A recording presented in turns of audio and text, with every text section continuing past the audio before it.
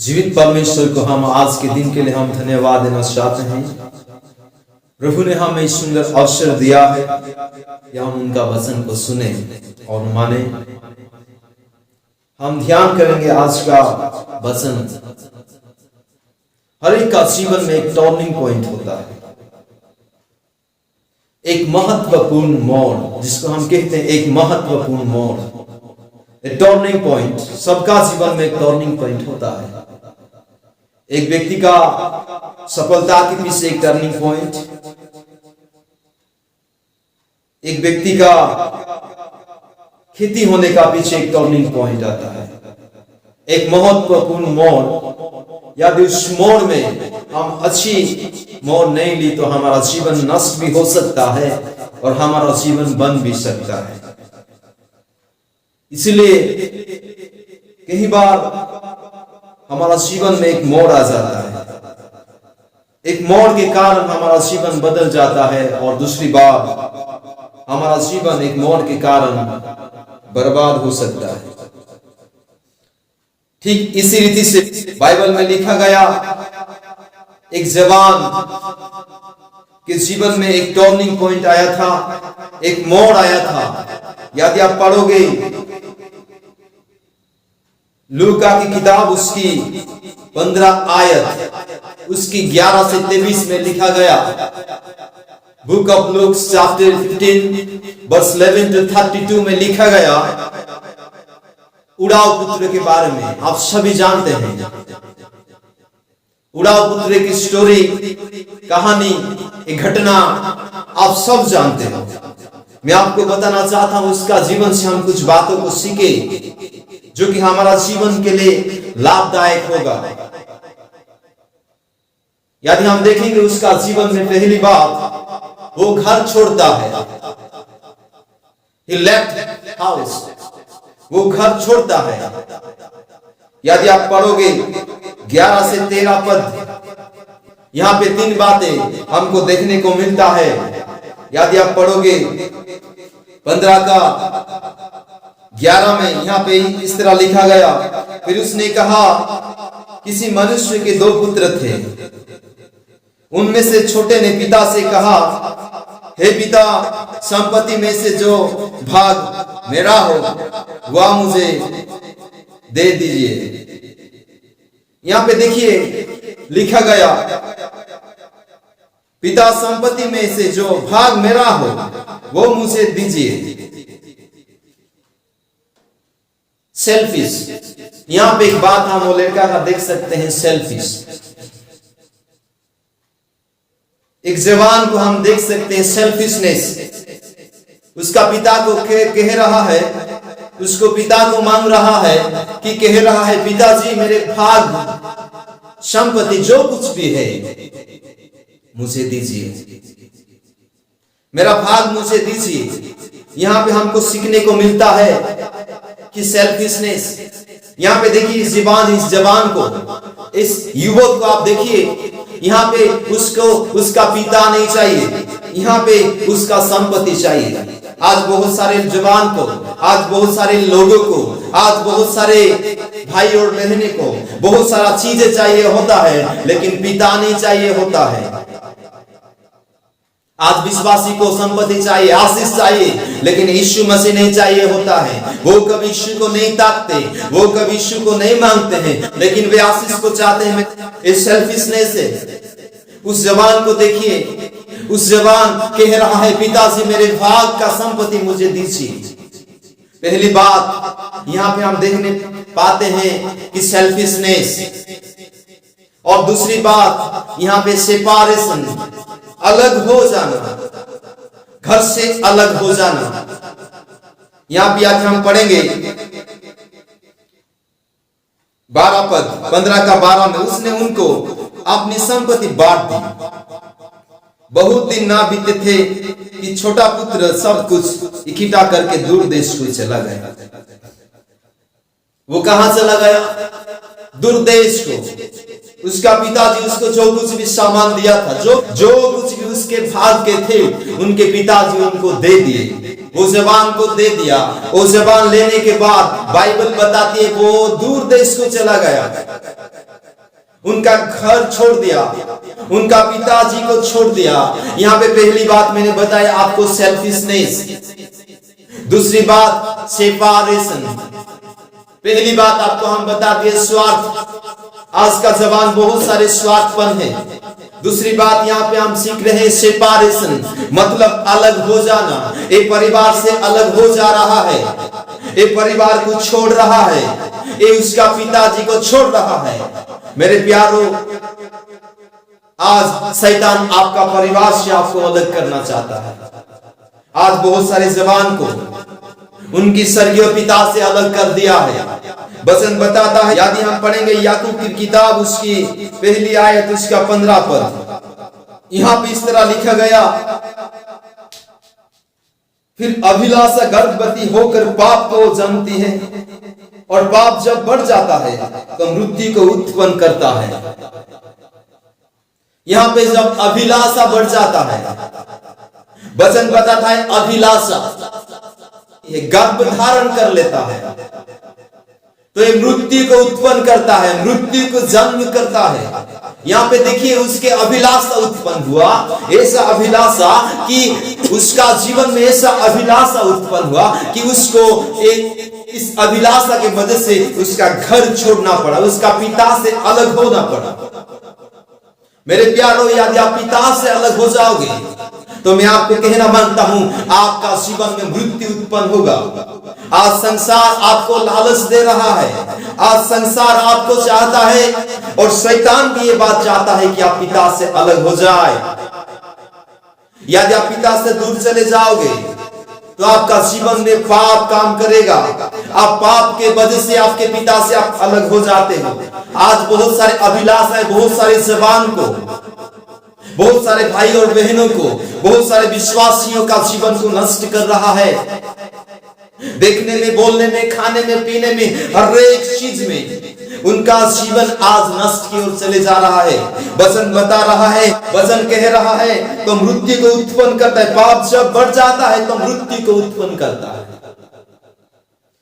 आप सोच रहे हो आज मैं पाप को छोड़ दूंगा, आपका सोच ये होगा मैं कल परिवर्तन हो जाऊंगा। कितना साल, कितना महीना, कितना हफ्ता आपका जीवन में आएगा, आप छोड़ेंगे छोड़ेंगे बोलते हो लेकिन कभी छोड़ते नहीं हो। लेकिन बाइबल बताती है जब आपका पाप बढ़ जाता है, मैं आपको बताना मांगता हूं मृत्यु उत्पन्न होता है। यहां पे देखिए पहली बात वो स्वार्थ हुआ, दूसरी बात उसका पिता से अलग हो गया, तीसरी बात हमको सीखने मिलता है वो पाप में एंगेज हो गया। यहां पे तीसरी बात हमको सीखने मिलता है कि वो पाप करने में शामिल हो गया। यदि हम पढ़ेंगे लूका 15 उसका 13 पद में इस तरह लिखा गया, बहुत दिन ना बीते थे कि छोटा पुत्र सब कुछ इकट्ठा करके दूर देश को चला गया और वहां कुकर्म में अपनी संपत्ति उड़ा दी।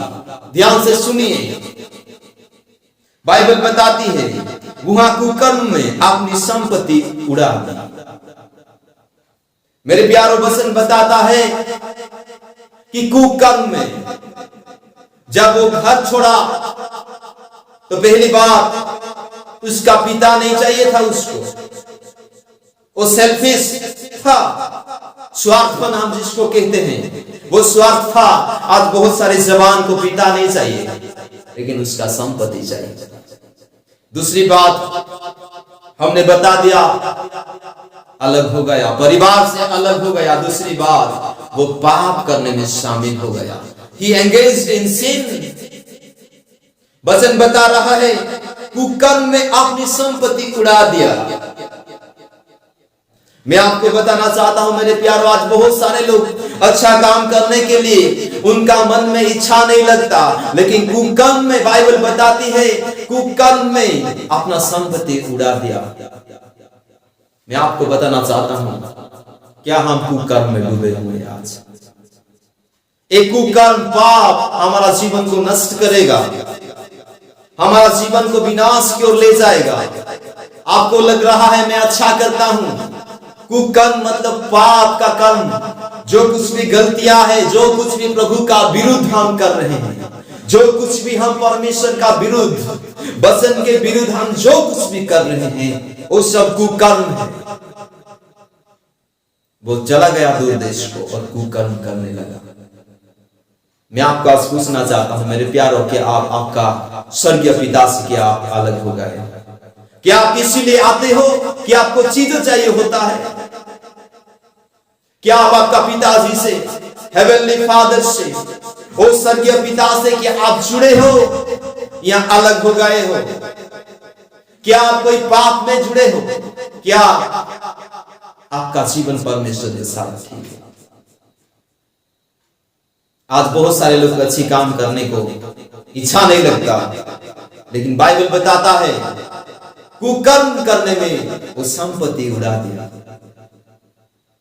दूर देश को चला गया, संपत्ति को उड़ा दिया, दोस्तों के साथ घूमने लगा, बहुत सारा एंजॉयमेंट किया। जितने दिन उसके पास पैसा था उतना दिन उसके पास दोस्त यार सब कुछ उनके साथ थे। मैं आपको बताना चाहता हूं, जितना दिन तक आप पाप में बने रहोगे उतना दिन तक शैतान आपका साथ रहेगा। जब आपका जीवन पूरी रीति से नष्ट हो जाएगा, जब आप नरक जाने का लायक बन जाओगे, तो आपको मैं बताना मांगता हूं आपके पास शैतान भी नहीं रहेगा। मेरा कहने का मतलब यही है कि जब वो घर छोड़ा तो 3 बातें हमको सीखने मिलता है। पहली बात मैंने बता दिया, सेल्फिशनेस। दूसरी बात सेपरेशन। तीसरी बात ही एंगेज्ड इन सिन, स्वार्थपन, अलग हो जाना, पाप में शामिल होना।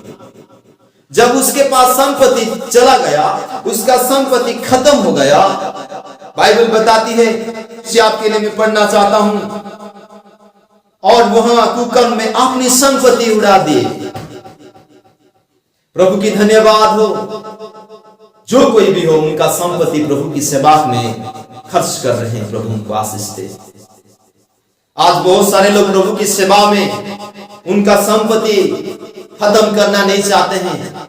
सांसारिक वस्तुओं पर, सांसारिक चीजों पर, संसार की मौज मस्ती पर उनका पैसा, उनका संपत्ति उड़ाना चाहते हैं। मैं आपको पूछना चाहता हूं कि आपका संपत्ति, आपका धन क्या प्रभु की सेवा में आ रहा है? लड़का को देखिए, जवान को देखिए, उनसे पिता से दूर चला गया और कुकर्म में उनका पैसा उड़ा दिया। ऐसा ना हो कि आपका संपत्ति, जो कुछ भी परमेश्वर ने आपको आशीष किया है, पाप के कारण खत्म ना हो जाए, परंतु जो कुछ भी है प्रभु की काम में आए, प्रभु की सेवा में आए, तब आप आशीष पाओगे। जानते हो, जब उसके पास पैसा खत्म हो गया, बाइबल बताती है, यदि आप 14 पद पढ़ोगे, उसके पास सब कुछ खत्म हो गया। 14 पद में इस तरह लिखा गया, जब वो सब कुछ खर्च कर चुका तो उस देश में बड़ा अकाल पड़ा और वहां कंगाल हो गया। बाइबल बताती है कि उस देश में बड़ा अकाल पड़ा और कंगाल हो गया। कुकर्म किया, पैसा को उड़ा दिया, सब कुछ बर्बाद करने के बाद उसका जीवन में एक अकाल आया, बड़ा अकाल लेखा गया और कंगाल बन गया। उसके पास कुछ भी नहीं था, उसके पास कुछ भी नहीं था, सब कुछ उस संसार की सब वस्तुएं उसका जीवन से खींच लिया और अंतिम में उसको छोड़ दिया। कई बार हमारा जीवन में दुख आता है, समस्या आता है, उसका जीवन में बहुत सारा दुख आया, कठिनाई आया, समस्या आया, प्रॉब्लम आया कि उसका जीवन में ऐसा कभी नहीं घटा था। दूर देश में चला गया, उसको खाने नहीं मिल रहा था, पीने नहीं मिल रहा था, कोई उसको सहायता नहीं कर रहे थे। जो उसके दोस्त थे, जो उसके भी, जो कोई भी थे उसके पास जब पैसा था, वो सब ने उसको छोड़ दिए, अकेला हो गया, कोई नहीं रहा। रो रहा होगा मेरे ख्याल से, क्योंकि भूखा था, खाने के लिए उसके पास कुछ नहीं था। बहुत सारा जॉब भी ढूंढा होगा, बहुत सारा काम भी ढूंढा होगा, लेकिन उसको कोई नहीं दिए, कोई नहीं दिए। ऐसा जीवन बन गया कि वो रोड में चला आया और जानते हैं उसको एक काम मिला। वो काम ये था ईश्वर चराना, किशोर चराना, उसको शोर चराना पड़ा। जानते हैं जब कहीं हमारा जीवन में समस्या आता है, जब कोई भी हमारा जीवन दुख में समा जाता है, हमारा जीवन में, हमारा परिवार में कठिनाई समस्याएं आते हैं, इसीलिए आते हैं कि कहीं कहीं बार उस समस्या आकर हमको ठीक कर देता है, उस समस्या हमको सुधारने के लिए भी आता है। बहुत सारे विश्वासियों के जीवन में, बहुत सारे भाई और बहनों के जीवन में आज बहुत सारे दुख, कठिनाई, समस्या आ रहे हैं। कई बार हमारा जीवन में समस्या, दुख होना अच्छा है, क्योंकि वचन बताता है, यदि हम पढ़ेंगे भजन संहिता उसकी 119:67 पद में, बुक ऑफ साम 119:67 में यदि हम पढ़ेंगे, इस तरह लिखा गया, उससे पहले कि मैं दुखित हुआ, मैं भटकता था, परंतु अब मैं तेरे वचन को मानूंगा। जब वो दुखित हो रहा था, वो भटक रहा था, वचन बताता है जब वो दुखित हो रहा था, वो भटक रहा था, कहीं सारे रास्ता अपनाए, लेकिन उसके पास कुछ भी नहीं है। और एक वचन पढ़ेंगे हम उसी का 71, यहाँ पे इस तरह लिखा गया, मुझे जो दुख हुआ वो मेरे लिए भला ही हुआ है। ध्यान से सुने, मुझे जो दुख हुआ वो मेरे लिए भला ही हुआ है, जिसमें तेरी विधियों को सीख सकूं। वचन बता रहा है दुख हुआ वो मेरे लिए भला ही हुआ। कई बार हमारा जीवन में दुख इसीलिए आता है कि हमारा अच्छाई के लिए आता है। जब इसका जीवन में दुख आया, इसका जीवन में समस्या आया, तो ये जानने लगा। जानते हैं, यदि आप पढ़ोगे 14 से 16 पद, वो कैसा काम किया, देख पाओगे उसका जीवन में क्या क्या हुआ, कौन सा काम करना पड़ा, किसके साथ खाना पड़ा। जब वो सब कुछ खर्च कर चुका तो उस देश में बड़ा अकाल पड़ा और वहां कंगाल हो गया। इसीलिए वो उस देश के निवासियों में से एक के यहाँ जा पड़ा। उसने उससे अपने खेत में शोर चराने के लिए भेजा और वह चाहता था कि उन फलियों से जिन्हें शोर खाते थे अपना पेट भरे, और उससे कोई कुछ नहीं देता था। एक जवान को देखिए, उसके पास कोई काम नहीं मिला। एक व्यक्ति के पास गया और कहने लगा कि मुझे काम चाहिए, तो व्यक्ति ने उसको एक काम दिया। वो काम ये था कि शोर चराना। और काम उतना ही नहीं है कि पैसा मिलेगा, इसीलिए नहीं है। शोर इसीलिए चरा रहा था कि वो खाना खाए, उसका पेट भरे, लेकिन उसका मालिक भी उसको खाना नहीं देता था। वो कह रहा था, यहाँ पे लिखा गया कि शोर जो खा रहे थे उसी को उसको खाना है। ये शोर जैसा बन गया। जो कोई भी स्वर्गीय पिता से अलग हो जाता है, प्रभु यीशु मसीह से अलग हो जाता है, जब एक बार जो उसको उद्धारकर्ता के रूप में ग्रहण कर चुका है, प्रभु यीशु मसीह को जान चुका है, पहन चुका है, बपतिस्मा ले चुका है, तुबौन ले चुका है, उद्धार पा चुका है, और जब वो पाप में डूब जाता है, प्रभु से दूर चला जाता है, मैं आपको कहना मांगता हूं, शोर के समान बन जाता है। ये व्यक्ति जब इस जवान जब उसके पिता से अलग हो गया, उसका घर से अलग हो गया, तो इसका जीवन शोर के समान बन गया। शोर जो खा रहे थे उसी को इसको खाना पड़ा। जानते हैं, पुरातन नियम में शोर को अनक्लीन मानते हैं।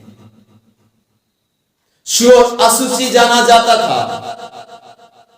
इसी तरह उसका मतलब है व्यक्ति शोर के समान अशुचि हो गया। जब कोई पाप में डूबता है तो अशुचि हो जाता है।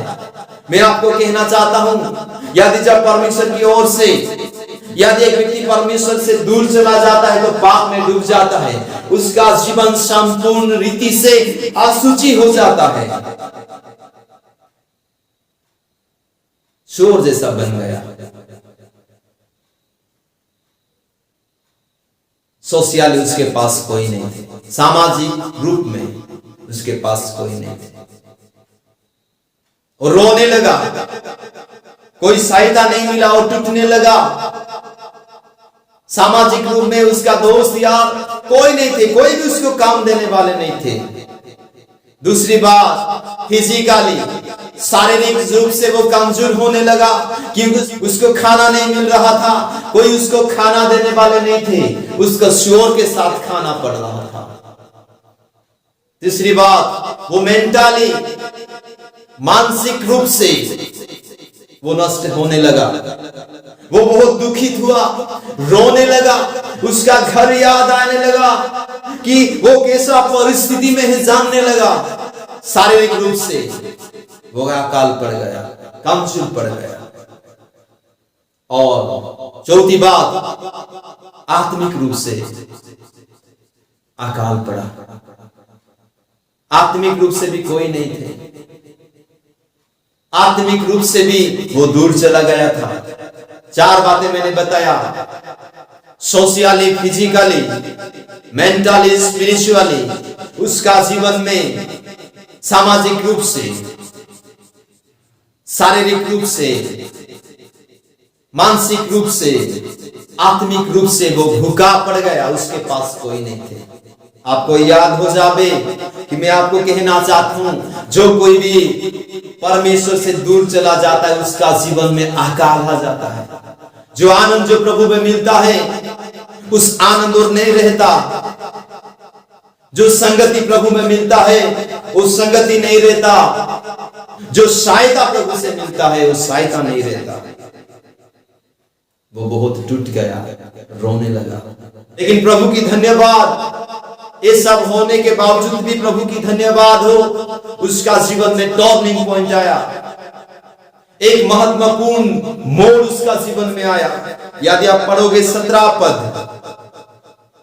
15 का 17 में इस तरह लिखा गया, जब वो अपने आप में आया तब कहने लगा, मेरे पिता के कितने ही मजदूर को भोजन से अधिक रोटी मिलती है और मैं यहाँ भूखा मर रहा हूं। बाइबल बताती है जब वो अपने आप में आया, when he came to his sense, जब वो अपने आप में आया तो उसका घर याद आ गया। अपने आप यानी होश में नहीं था पहले।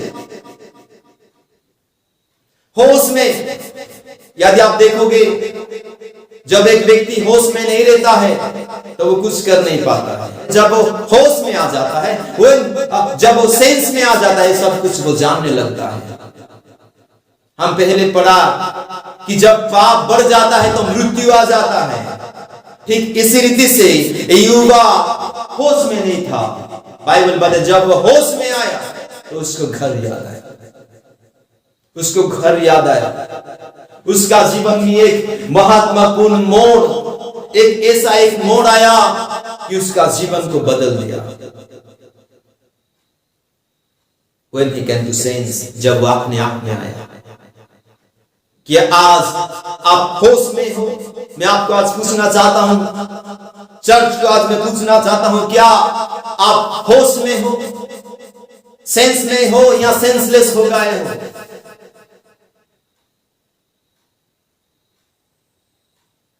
आप होश में हो या आपका होश उड़ गया है? ये जबान होश में नहीं था, लेकिन जब वो होश में आया, बाइबल बताती है कि उसका पिता का घर याद आया। उसका घर में क्या क्या होता है याद आया।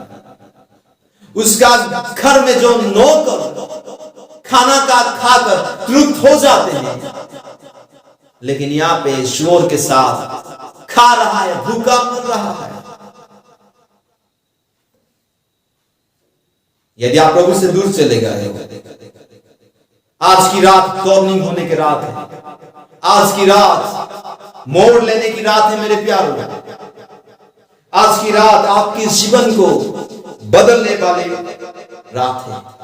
यदि आप उस जवान के जैसे पिता से दूर चले जा रहे हो, मैं आपको कहना मांगता हूं, मैं आपको कहना चाहता हूं, लौट आइए, होश में आइए, सब कुछ को त्याग दीजिए और आपका स्वर्गीय पिता को निहारिए। उस युवक ने उसका पिता को याद किया, उसका पिता को याद किया। जब उसका जीवन में टर्निंग पॉइंट आया तो 4 बातें उसको जीवन में हमको सीखने को मिलता है। पहली बात 17 पद हम पढ़ेंगे तो अपने आप में आया। दूसरी बात जो सोच लिया, 18 पद पढ़ोगे तो यहाँ पे लिखा गया, मैं अब उठकर अपने पिता के पास जाऊंगा और उससे कहूंगा कि पिताजी, मैंने सर के विरोध में और तेरी दृष्टि में पाप किया है। 18 पद में हमको देखने को मिलता है एक योजना बना रहा है। वो कह रहा है, मैं पिता के पास जाऊंगा, उठूंगा और पिता के पास जाऊंगा और ये कहूंगा कि पिताजी, सर के विरुद्ध और तेरे विरुद्ध मैंने पाप किया है।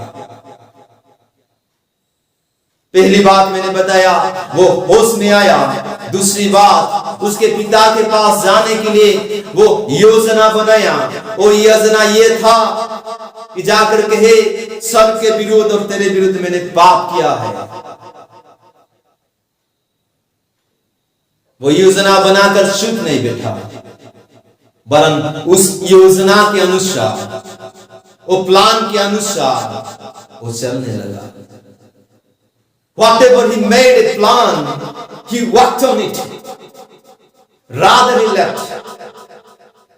जो कुछ भी वो प्लान बनाया उसी में वो चला, उसी में चला, वो छोड़ नहीं दिया। आज बहुत सारे लोग वचन सुनने के बाद, बहुत सारे हीलिंग मिनिस्ट्री देखने के बाद, बहुत सारे चिन्ह चमत्कार होने के बाद, बहुत सारे मीटिंग सभाओं में जाने के बाद ये कहते हैं कि आज से मैं सुधर जाऊंगा, आज से मैं प्रभु से लौट जाऊंगा, आज से मेरा जीवन में प्रभु को दे दूंगा। आज बहुत सारे लोग ऐसे योजनाएं बनाए, आज बहुत सारे लोग ऐसे कहीं प्लान बनाए उसका जीवन में, आज से लेकर मैं बहुत कुछ करूंगा, लेकिन सब ने फेल हो गया। पहले जैसा था अभी भी ऐसा है। जब योजना बनाए जैसा थे, योजना बना के बाद भी ऐसा ही उनका जीवन में कोई बदलाव नहीं। लेकिन ये जवान उनमें से नहीं था। ये जवान योजना बनाकर उनमें चलने वाला था, वो योजना में चलने वाला था और वो चला। और तीसरी बात, he repented, वो मन फिराया, वो अनुताप किया। जो गलती वो किया था उसी को वो अनुताप किया। यदि हम पढ़ेंगे उसका 19 पद, अब इस योग नहीं रहा कि तेरा पुत्र कहलाऊं, मुझे अपने एक मजदूर के समान रख ले। वो अंगीकार कर रहा है, पिताजी तेरे संतान कहलाने का योग मैंने नहीं रहा, नहीं रहा। उसका योजना है, वो एक प्लान बना रहा है कि जाकर मेरे पिता को बोलूंगा कि पिताजी आपका संतान कहलाने का अधिकार नहीं है, योग नहीं रहा, आपके संतान कहलाने का योग नहीं रहा, वरन एक दास के समान मुझे रख लिया। चौथी बात, उसका घर, वो घर चला गया। He went home। यदि हम पढ़ेंगे उसके 20 पद में इस तरह लिखा गया, तब वो उठकर अपने पिता के पास चला। वो उठकर अपने पिता के पास चला। 4 बातें मैंने बताया। पहली बात, वो अपने आप में आया। दूसरी बात, जो कुछ भी प्लान बनाया उसी में वो चला। तीसरी बात, रिपेंट, वो अनुताप किया। चौथी बात, वो घर वापस आया। आज बहुत सारे लोग घर वापस आना नहीं चाहते हैं। आज बहुत सारे लोग घर वापस आना नहीं चाहते हैं। मेरे प्यारों में आपको कहना चाहता हूं, हे परमेश्वर के लोगों, मैं आपको कहना चाहता हूं, आप लौटिए, लौट आइए, प्रभु आपको बुला रहा है। आप जब यदि आप पाप में हैं तो आज की रात आपको उद्धार की रात होगा। आज भी वो बाप आपकी राह देखते हुए वो आपको इंतजार कर रहा है। उस जवान ने उठा और घर चला गया, घर चला गया। जब घर को चला गया, उसका सोच से बाहर उनका पिता उनको स्वागत किया। हमको पढ़ने मिलता है वह अभी दूर ही था कि उसके पिता ने उसे देखकर तरस खाया और दौड़कर उसे गले लगाया और बहुत चूमा। यहां पे लिखा गया कि जब उसका बेटा लौट आया, उसका पिता जैसे देखा उसको तरस खाया। मेरे प्यारों, मैं आपको बताना चाहता हूं, जब वो सोचने लगा कि मैं घर जाऊंगा और मेरे पिता से कहूंगा, वो कभी नहीं सोचा कि मेरे दोस्त को मिलूं, मैं घर जाना है, मुझे ये सब कुछ साफ करूं, नया ड्रेस पहनूं, हाँ, गंदगी नहाऊं। 10 दोस्तों को नहीं बताया, कोई पड़ोसी को नहीं बताया, कोई लोगों को नहीं बताया। वो जैसा था वैसा ही उसके पिता के पास चला गया। मैं आपको आज कहना चाहता हूं, आप जैसे भी हैं, जहां कहीं भी हैं, आज आपको यीशु बुला रहा है। यदि आप नशा में हैं, यदि आप विचार में हैं, कोई पाप में डूबे हो, तो मैं आपको कहना चाहता हूं मेरे प्यारो, वैसे यीशु के पास चले आओ। आपको देखकर यीशु आज रात आपको तरस खाएगा, आज रात आपको तरस खाएगा और आपने गले लगा लेगा। वचन बताता है, यदि आप पढ़ोगे उसकी, वो उठकर अपने पिता के पास चला। वह अभी दूर ही था कि उसके पिता ने उसे देखकर तरस खाया और दौड़कर उसे गले लगाया। जब आप फिर आते हो, जब आप लौट आते हो, जब आप मन फिराते हो और प्रभु के पास चले आते हो, तो आपको मिलने के लिए परमेश्वर तरस खाता है। उतना ही नहीं, दौड़ जाता है। मैं आपको बताना चाहता हूं, आप जहां कहीं भी है, जहां कहीं भी है, जो कुछ भी पाप कर रहे हो, जो कुछ भी बंधन में हो, जैसे भी परिस्थिति में हो, आप खुद बदल नहीं सकते, आप खुद चेंज हो नहीं सकते। वैसे ही प्रभु आपको ग्रहण करना चाहते हैं, वैसे ही प्रभु आपको ले लेना चाहते हैं। आइए उस पिता के पास, लौट आइए। जहां कहीं पे उठो, यदि आप पाप में बैठे हो, उठ जाओ वहां से। परमेश्वर आपको चेंज करना चाहते हैं, परमेश्वर आपको बदलना चाहते हैं, परमेश्वर आपको नया बनाना चाहते हैं। पिछले बातों को भूल जाइए, आप चले आओ, लौट जाओ। ईश्वर आपको आज बुला रहे हैं। हम लौट आए, घर वापसी हो जाए, हमारा जीवन में एक टर्निंग पॉइंट आए। आज की रात एक महत्वपूर्ण मोड़ हमारा जीवन में होने पाए। फिर से मैं आपको कहना मांगता हूं, यदि आपका पिता से आप दूर चले गए, प्रभु आज आपको ग्रहण करना चाहते हैं। वह भी वो राह देख रहे हैं, मेरा बेटे, मेरे बेटियां, कब तुम लौट आओगे, कब? यीशु आज बुला रहा है, यीशु आज बुला रहा है, तेरा नाम ले लेकर बुला रहा है। उड़ा पुत्र के समान हम लौट आए और कहे, डैडी, पिता, तेरे विरोध मैंने पाप किया है। तेरे वचन को जानते हुए, प्रभु जी आपको जानते हुए, सत्य को जानने के बावजूद भी तेरे विरोध मैंने पाप किया है। प्रभु जी मुझे माफ कीजिए, क्षमा कीजिए।